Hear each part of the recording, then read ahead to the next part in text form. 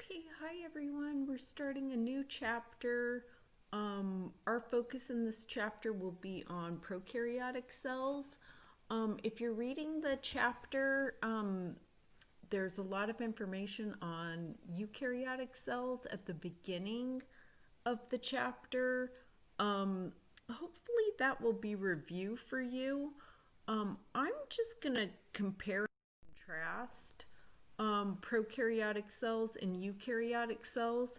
I don't expect you to know the eukaryotic structures in a lot of detail, not like I want you to know the prokaryotic structures. But I thought that we could just start by comparing prokaryotic cells with eukaryotic cells, since you have some familiarity with eukaryotic cells.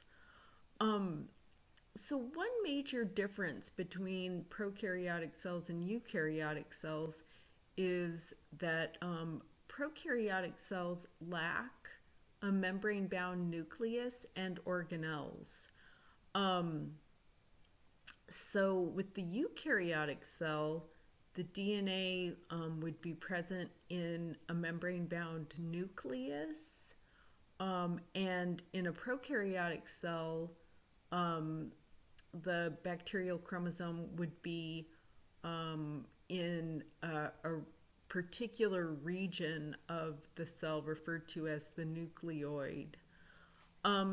Another major difference between eukaryotic cells and prokaryotic cells is that prokaryotes usually have a single circular chromosome. Okay, and you're probably familiar with the idea that eukaryotic cells have multiple linear chromosomes, and they are in pairs, right? Homologous pairs. And so we are actually diploid. Prokaryotes are haploid, okay, which is kind of interesting because if they have a mutation, there is nothing to, there's no other copy of that particular gene to mask that mutation. They express it. Prokaryotic cells can also have extra chromosomal DNAs, okay, that are not the chromosome. So they're extra DNAs, and they are small circular DNAs referred to as plasmids.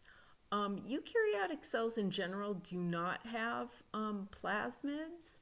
They can have extra chromosomal, okay, other than the chromosomes, DNAs, and those are in the mitochondria.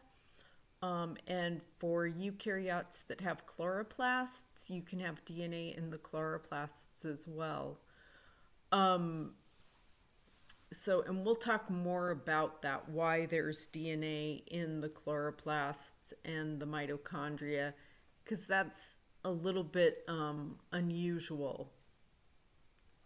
As far as the intracellular structures are concerned, eukaryotic cells have an organized cytoskeleton with microtubules. Okay, so they can make a mitotic spindle. They've got other fibers of the cytoskeleton, whereas prokaryotic cells lack that. Okay, they don't have a mitotic spindle or a cytoskeleton. Like I said, prokaryotic cells lack organelles, so an endoplasmic reticulum, Golgi apparatus, lysosomes, peroxisomes, chloroplasts, mitochondria, all of those things are in eukaryotic cells, but not in prokaryotic cells. Now, there are prokaryotes that can perform photosynthesis, so they would have all of those photosystems that normally would be present in the chloroplast in eukaryotic cells, those would be present in prokaryotic cells in the cell membrane. Okay, but the cell membrane can be highly invaginated, where it folds in a bunch of times. And that is actually referred to as a chromatophore. Okay, so about halfway down the list of the intracellular structures, you will see a chromatophore. So chromatophores are present in photosynthetic prokaryotic bacteria, absent in eukaryotic cells, because they would have a chloroplast which could perform that same function. So those are considered internal membranes, all right? So internal membranes, you can see for prokaryotic cells, they're only present in photosynthetic organisms, whereas in eukaryotic organisms, that's one of the features of a more highly evolved cell, that it can compartmentalize function with the internal membranes, and also that it can increase its surface area for things like, for instance, the photosystems, or in the mitochondria, you've got the respiratory, cellular respiration, you've got the electron transport chain and the ATP synthase in those membranes. I also just want to mention that in prokaryotes,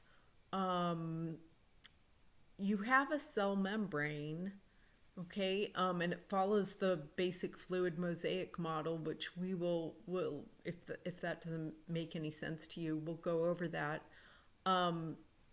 But it does not contain sterols like cholesterol,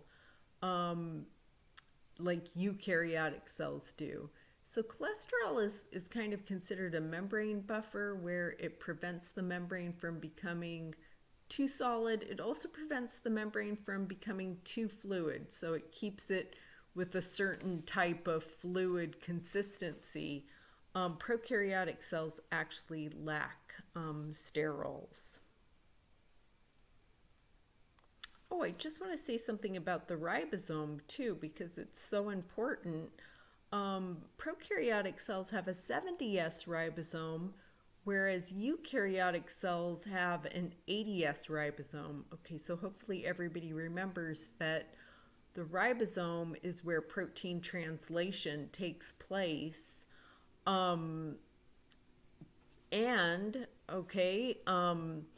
Since the ribosome is different for prokaryotic cells, it can actually be a target for antibiotics, all right? So antibiotics that can attach to the ribosome and prevent protein translation can kill a prokaryotic cell without affecting a eukaryotic cell, because the eukaryotic cell has a different ribosome, okay, ADS, all right, which presumably would not bind the same antibiotic. So, just in terms of sizes, we talked a little bit about this with the microscopy. A typical coccus would be about 0.5 to 1 micrometer in diameter. And a typical bacillus could be maybe 2 micrometers wide by 5 micrometers long. Okay, that would be the rod-shaped bacterium. The third general shape would be the spiral shape. So you would have cocci, bacilli, and the spiral-shaped bacteria. And you can see on this figure that there are 3 different types of spiral-shaped bacteria. Okay, the Vibrio, all right, which is kind of like a little comma-shaped bacterium. It's a bent rod. And then you can have a spirillum, all right, which just has a few turns, okay, and it's kind of wide.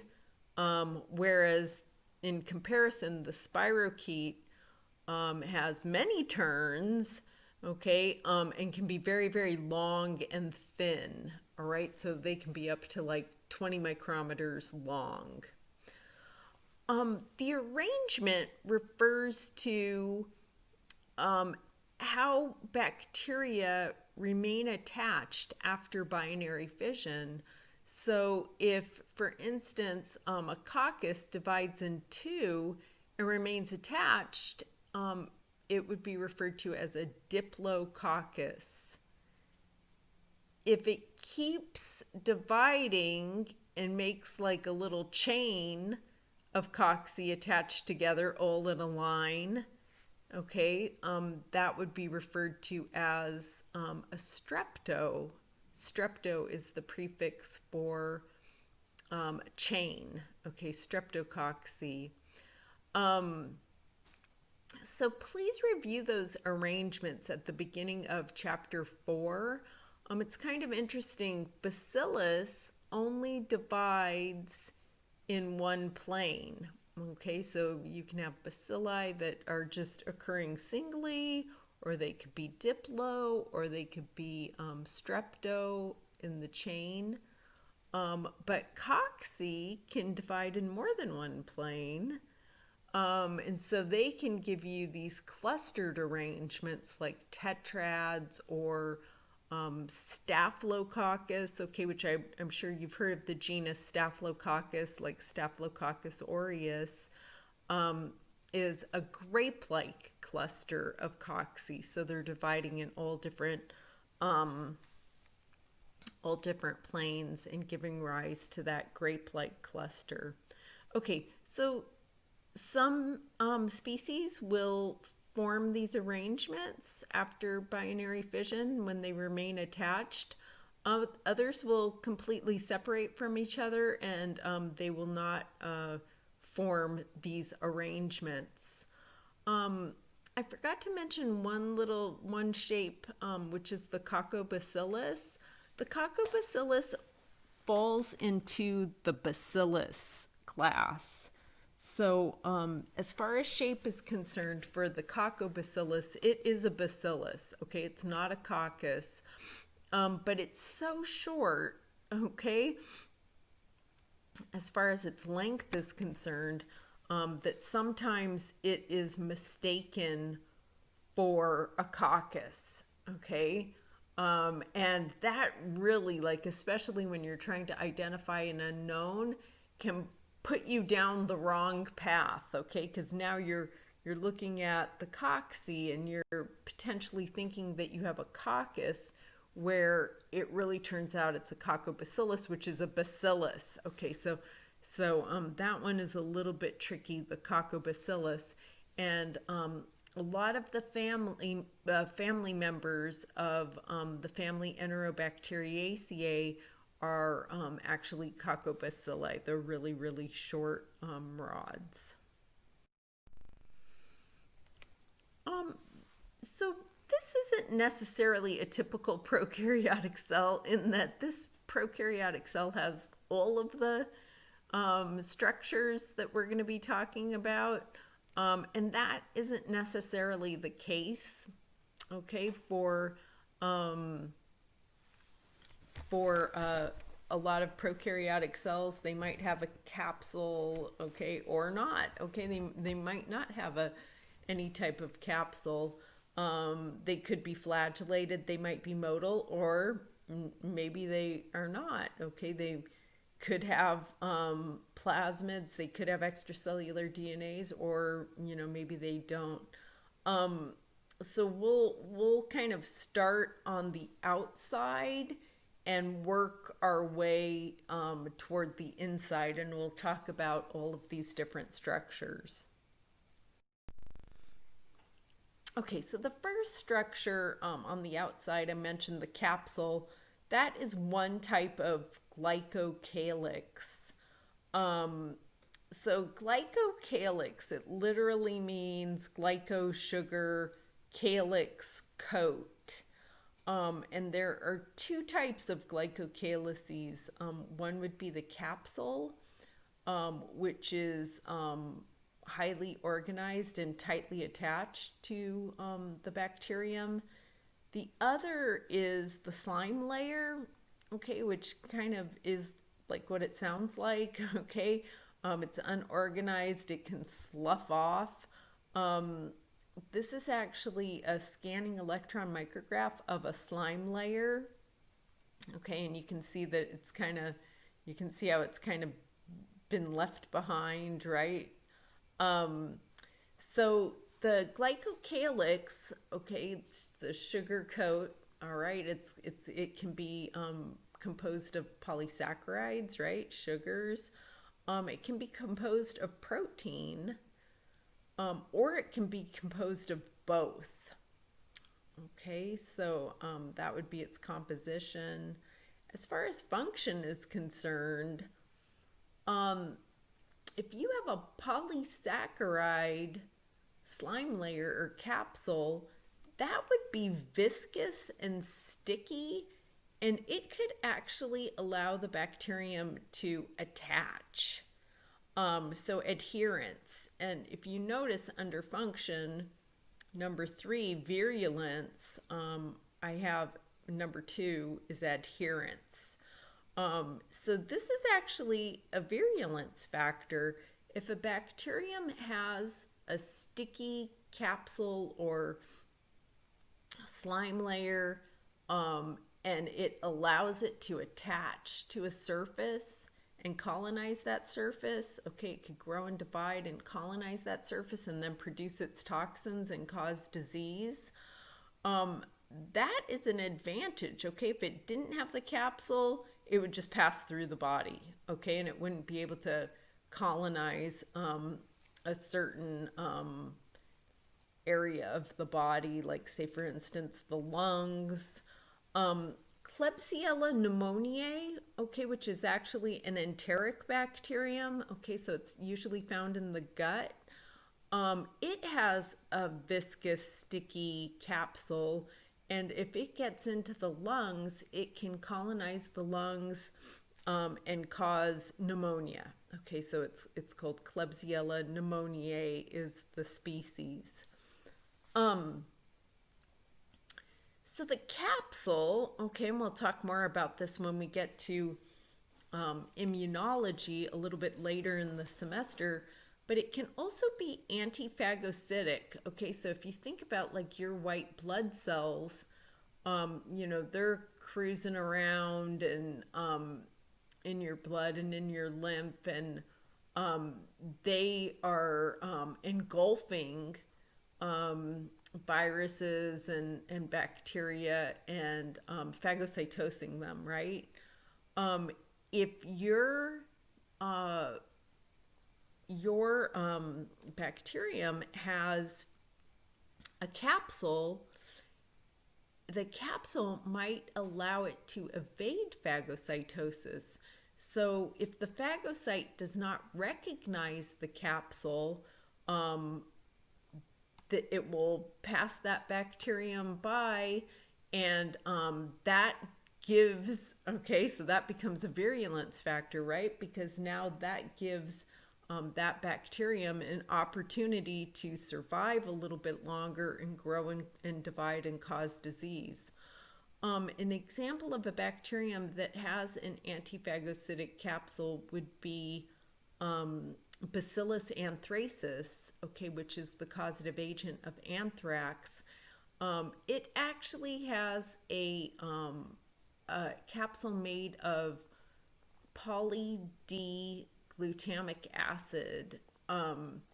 So the amino acids are usually take the L form. Okay, so the L and the D form would be enantiomers of each other, like your hands, they're mirror images. But amino acids normally take the L form, so the D form is really rare. So Bacillus anthracis has this entire capsule made of D-glutamic acid, and it isn't recognized by phagocytes, and that allows that bacterium to evade phagocytosis and cause disease. Okay, so that would be its virulence factor. Another function of the glycocalyx would be to prevent dehydration. So if it's super viscous and sticky, it is going to prevent water loss. Okay, so it would prevent dehydration or desiccation, okay, drying out. Also, it could be a source of nutrients. So if it's made of a bunch of polysaccharides, that could actually be used in a time of need. Those polysaccharides could be broken down into individual, say for instance, glucose molecules, and those glucose molecules could be used as a carbon and energy source within the cell. Okay, the next structure, kind of moving our way in, would be the flagellum. Okay, the flagellum is actually anchored in the cell wall and the cell membrane, and we'll see an image of that in just a minute. There are different types of flagella. So in the first panel, you see a flagellum that is what's referred to as monotrichous. So there's just one flagellum off of one end. And then in the next panel, you see flagella on both ends of those spiral-shaped bacteria, and that's what's referred to as amphitrichous.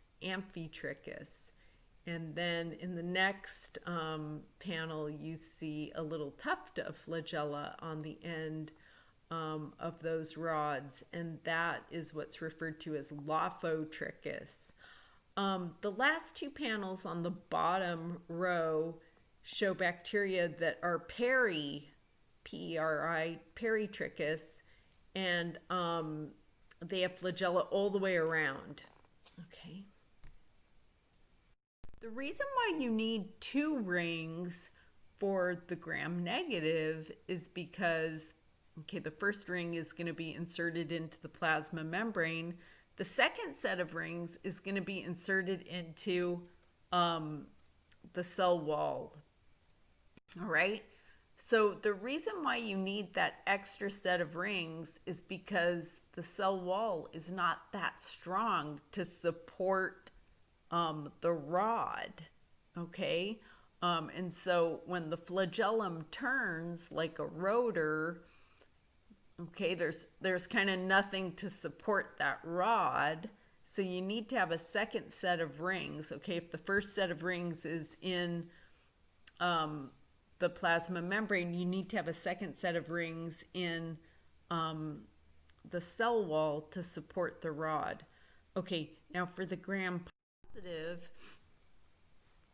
the rod is supported by a thick layer of peptidoglycan, which is really strong, so you don't need to have that second set of rings. Okay, so the function here would be motility. Okay, so bacteria can move if they have flagella,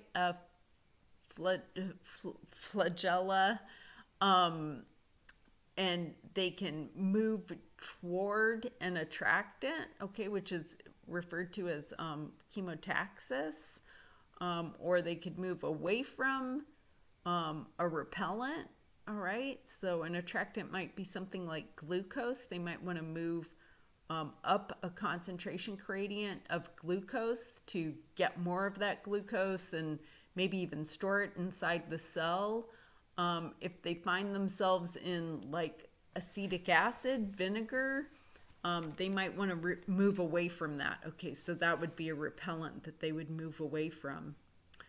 The flagellum can actually be in a virulence factor because it can increase invasiveness. So there's a highly motile bacterium called Pseudomonas aeruginosa. We actually talked about it when we were talking about bioremediation.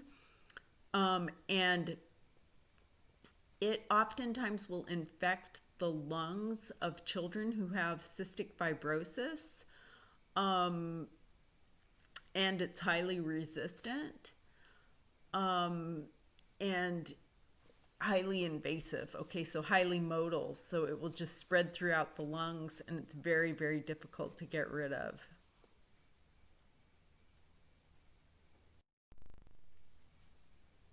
All right. The next structure would be the pili and the fimbriae, and both of these structures can allow a bacterium to attach. In the case of the pili, all right, they would attach to another bacterium and transfer DNA. And in the case of the fimbria, they would attach to, say for instance, some type of tissue in the body, all right, and allow that bacterium to stay in the body a little bit longer, right, to colonize that particular tissue and cause disease. Okay, so the fimbriae could definitely be considered a virulence factor. So both of these structures are composed of the protein pillin, all right, which is another globular protein which is associated together to make these structures, okay, which are like, kind of like fibers, all right, but the proteins themselves are actually globular proteins arranged in like a fiber type molecule or structure.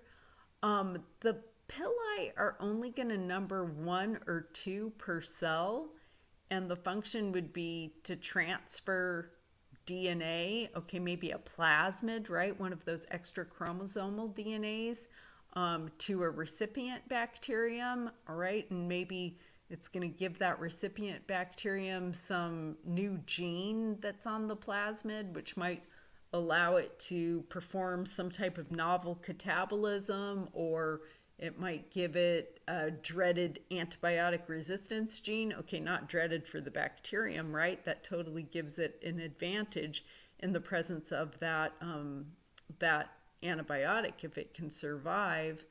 But the function of these structures would be to transfer DNA.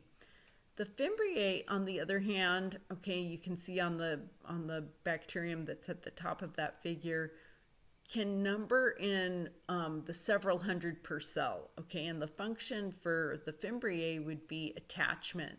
So like for instance, Streptococcus pyogenes, okay, which causes strep throat, has fimbriae which allow that particular species to attach to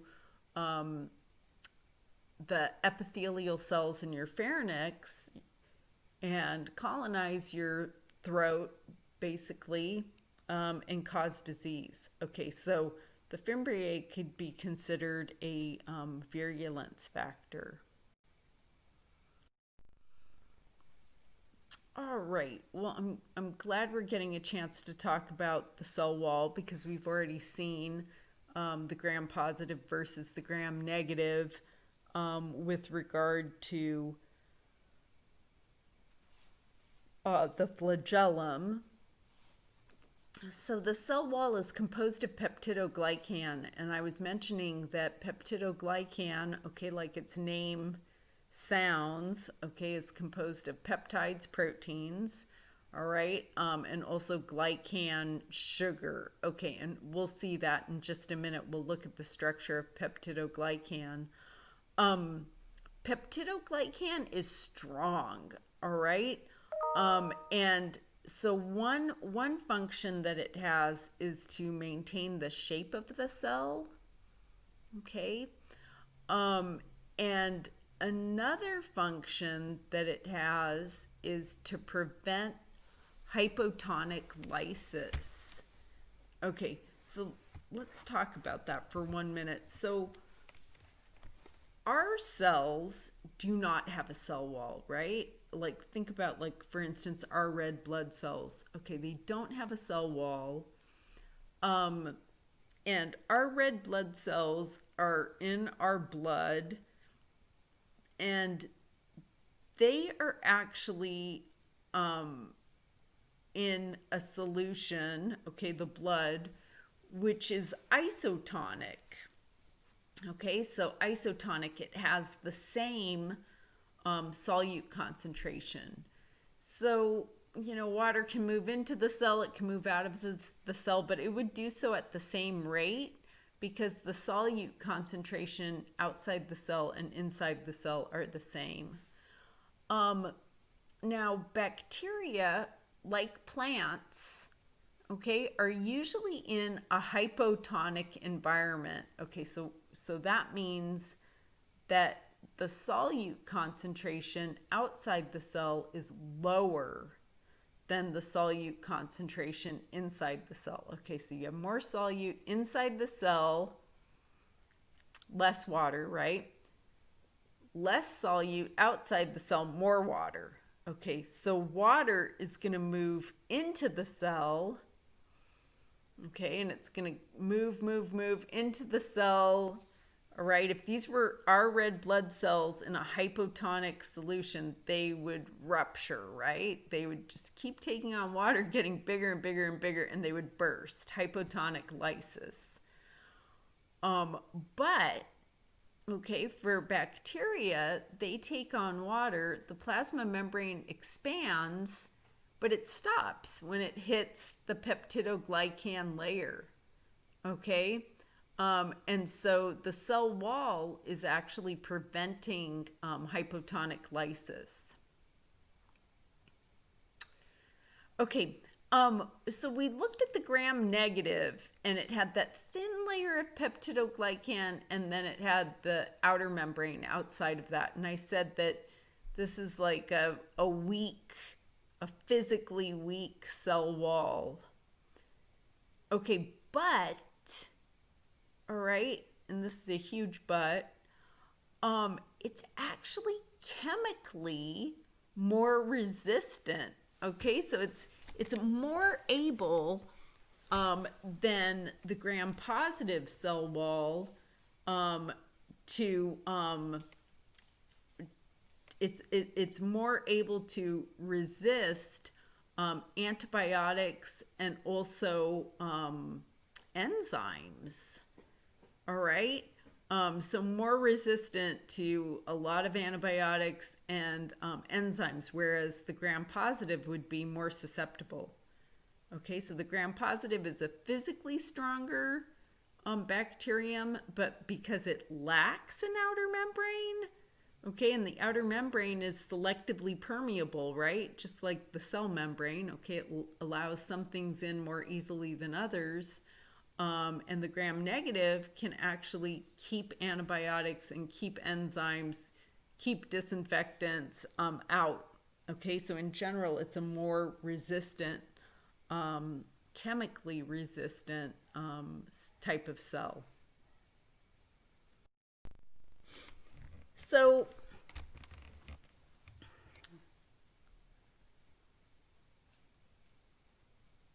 penicillin is a competitive inhibitor. Okay, and we'll talk more about this in the next chapter. But a competitive inhibitor is a molecule that binds to an enzyme and at the active site, okay, and prevents that enzyme from performing its function. So penicillin would bind to the enzyme that makes this peptide bond between the tetrapeptides. Okay, so if you don't have that peptide bond between the tetrapeptides, okay, then none of the peptidoglycan is cross-linked, okay, and the cell wall would lose its strength. Okay, Now, the cell wall is preventing hypotonic lysis, right? But if penicillin has prevented the cross-linking, then the cells would undergo hypotonic lysis, okay, and rupture, and die, all right, in the presence of peptidoglycan. Okay, now that's true for the gram-positive, but with the gram-negative, the peptidoglycan would never even enter the cell, okay, because you have the outer membrane. So the gram-negative are resistant to penicillin.